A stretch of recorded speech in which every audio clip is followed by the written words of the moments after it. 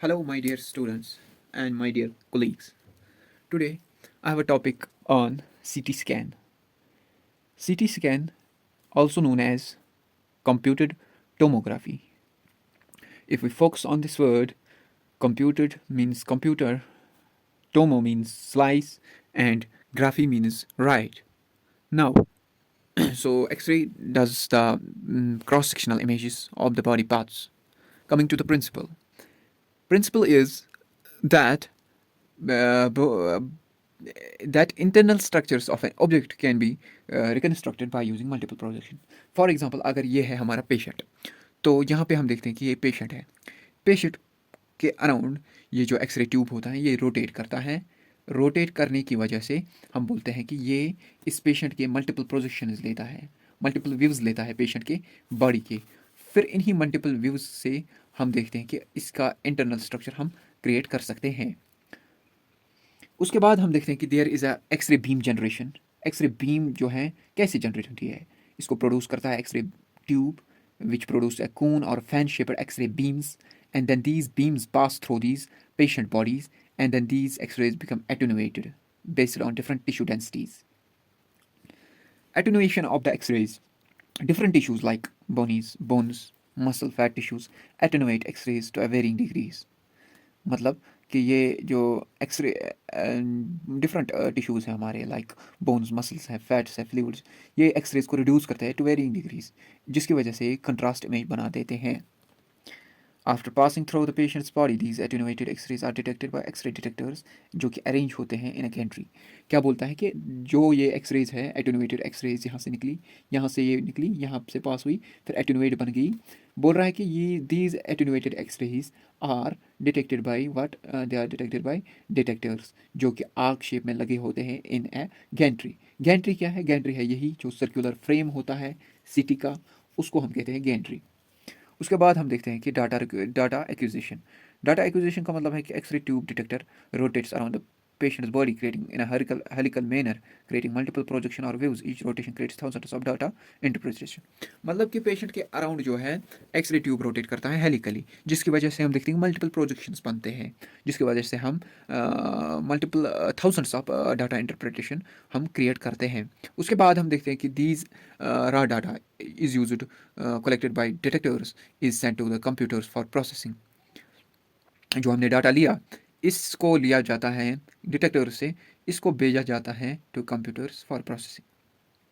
By using mathematical algorithms, computer creates 2D image slices of the body. Mathematical algorithm use करके computer बनाता है 2D images of the body. Multiple slices and 3D images modern. CT helical scanning uses helical scanning, जहाँ पे हम देखते हैं कि where X-ray tube rotates around patient helically, creating multiple slices in a single scan, which then can be used to create 3D images of any body tissue. हम देखते हैं कि जो एक्सरे ट्यूब होता है ये पेशेंट के अराउंड हेलिकल मैनर में रोटेट करता है. कैसे रोटेट करता है?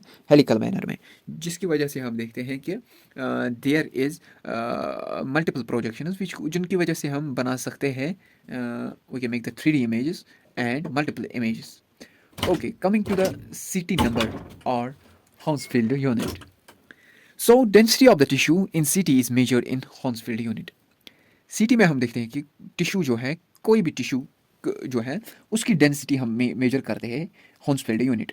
फॉर एग्जांपल वाटर की डेंसिटी, हॉन्सफील्ड डेंसिटी है 0, एयर की है 1000 -1000, डेंस बोन्स की है +1000 HU से ज़्यादा. यहाँ पे मैंने एक डायग्राम भी बना दी है ताकि आप लोगों को बिल्कुल अंडरस्टैंड हो जाए. डायग्राम में आपको मैंने दिखाया है यहाँ पे एक्सरे ट्यूब है. डायग्राम में मैंने आपको दिखाया है कि यहाँ पे पेशेंट बैठा है अंदर. डायग्राम में मैंने आपको दिखाया कि यहाँ पे डिटेक्टर्स लगे हैं गैंट्री के अंदर. यह है गैंट्री. गैंट्री क्या होता है? ये सर्कुलर फ्रेम होता है जो कि सीटी स्कैन मशीन में होता है. यहाँ से एक्सरेज निकलती है, वो पास होती है पेशेंट से. पेशेंट से पास होने के बाद उन एटोनेटेड एक्सरेज को डिटेक्ट करता है डिटेक्टर सिस्टम. ये डिटेक्टर सिस्टम फिर जो रॉ डाटा है उसको भेजता है कंसोल रूम में कंप्यूटर के पास. कंप्यूटर से हम फिर क्रिएट करते हैं different different slices of 2D और 3D इमेजेस. यहाँ पे मैंने थोड़ी सी लेटरल डायग्राम दी है इसी की. यहाँ पे मैंने दिखाया है कि पेशेंट के अराउंड कैसे हमारी जो एक्सरे ट्यूब है हेलिकल मैनर में, हेलिकल फैशन में रोटेट करता है। उसकी वजह से हम बोलते हैं कि उसी की वजह से हम क्रिएट कर सकते हैं 3D स्ट्रक्चर्स और मल्टीपल स्ट्रक्चर्स। अब आते हैं टेक्निक की ओर। Now coming to the technique of the CT. Proper position of the patient and the scanner is must. The patient is positioned on a motorized table through the gantry and the circular frame of the CT scan. Depending on the clinical requirement, contrast media may be administered to enhance the visualization of the specific structures. क्या बोल रहे हैं कि मैं आपको समझाऊंगा थोड़ा सा कि फॉर एग्जाम्पल ये हमारा सीटी है, क्या है, ये हमारा सीटी का टेबल, मोटराइज्ड टेबल। इसी मोटराइज्ड टेबल के ऊपर हमने, ये है पेशेंट, इस पेशेंट को हमने बिठाया है। ये बोल रहे हैं कि proper positioning is must for CT to enhance the to enhance the to enhance the visualisation हम यूज़ कर सकते हैं। उसके बाद कंट्रास्ट भी। कंट्रास्ट क्या होता है? कंट्रास्ट सिंपली डाई होती है। उसके बाद हम देखते हैं कि this procedure can be use to visualize the structures, like इन जी प्रोसीजर्स में हम ओरली देते हैं कंट्रास्ट को, इंट्रावेनसली हम देते हैं वेस्कुलर स्ट्रक्चर्स को अगर हमें देखना है, रेक्टली for pelvic imaging. The patient is crucial for accurate, patient position is crucial for accurate imaging. Patient की पोजिशन है क्रूशल एक्यूरेट इमेजिंग के लिए। उसके लिए हम एक प्रिलिमिनरी एक बोलूँगा मैं स्कॉट इमेज लेते हैं जिसको हम टोपोग्राम कहते हैं। क्या कहते हैं? Topogram is taken to plan the exact area. Once positioned X-ray tube and detectors of the scanner are calibrated.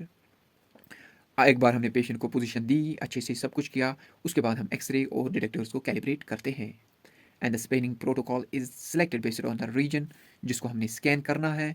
Beings imaginer, modern CT uses helical और spiral scanning technology where x-ray tube rotates continuously around the patient. क्या होता है ये मैंने आपको अभी पहले बताया है। जहाँ पे हम देखते हैं फिर टेबल मूव करता है गैंट्री के अंदर, इसकी वजह से हम देखते हैं जो डाटा एक्विजिशन होती है, फिर डाटा इमेज कंस्ट्रक्शन होती है। यह अब हमने सारा कुछ पढ़ा है। उसके बाद हमने देखा कि 2D 3D इमेज कैसे बनती है। एक बात इंपॉर्टेंट है, radiation dose observation is an integral part. उसके लिए हमें कुछ फीचर्स रखे हैं लाइक ऑटोमेटेड एक्सपोजर कंट्रोल, मतलब कि हमारा पेशेंट जो है उसको नुकसान भी नहीं होना चाहिए, ज़्यादा रेडिएशन एक्सपोजर नहीं होना चाहिए। उसके लिए हमें कुछ प्रोटोकॉल्स भी फॉलो करते हैं सो दैट कि ज़्यादा रेडिएशन एक्सपोजर ना हो और हमारी इमेजिंग पे के इमेजिंग क्वालिटी के ऊपर भी कोई ये ना हो, कोई हमारी इमेजिंग क्वालिटी भी मेंटेन रहे। आफ्टर स्कैनिंग हम देखते हैं कि इमेज को हम रिव्यू करते हैं बाय रेडियोलॉजिस्ट्स जो कि इंटरप्ट करते हैं फाइंडिंग्स एंड फिर उसके बाद हमें रिपोर्ट देते हैं जो कि हम फिर सबमिट करते हैं to the to the consulting to the referring physician. Now coming to the uses of the CT scan. Coming to the uses of the CT, diagnosis of disease conditions like trauma, detecting internal injury, fracture, bleeding, especially in accidental emergency setting.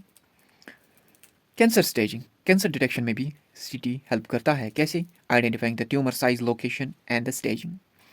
It also helps in the diagnosis of the infection, detecting abscess like pneumonia, other localized systemic infections.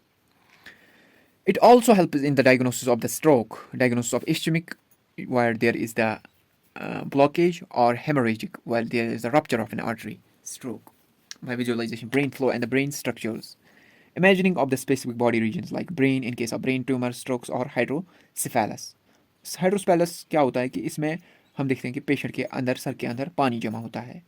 Traumatic injury, chest, in chest we use the CT to imagine the lung disease like pulmonary embolism, emphysema or any other lung cancer. Abdominal pelvis in case of abdominal stones, in case of the appendicitis, in case of the kidney stones we do this, liver disease, GI issues. In spine, spinal injuries, herniated discs or degenerated discs disease. Joint and bone fractures, joint damage such as osteoporosis.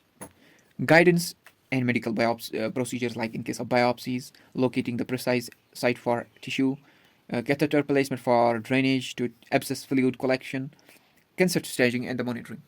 It can be also used to determine the size, location and stage of the cancer, detecting the recurrence after the treatment.